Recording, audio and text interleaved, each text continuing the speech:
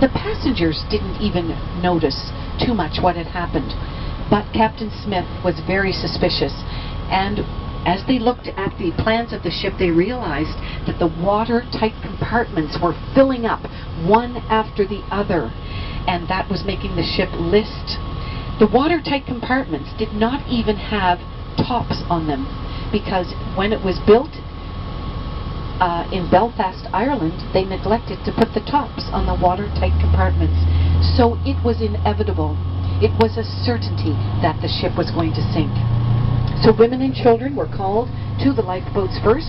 There weren't even enough lifeboats for all the 2,224 passengers and crew, because it was felt that those lifeboats were going to clutter up the first-class promenade.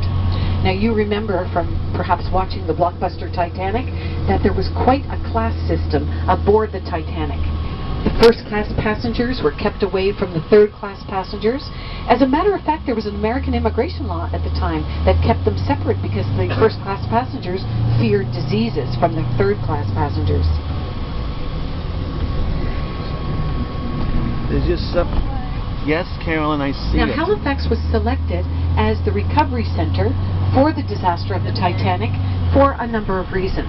First and foremost, we have direct rail connections with the rest of Canada and throughout the United States.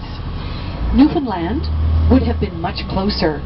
St. John's, Newfoundland, would have been much closer to bring the victims, but Newfoundland is an island, our most easterly province, and they do not have direct rail connections.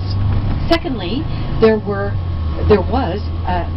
an office for the White Star Line located in Halifax in 1912.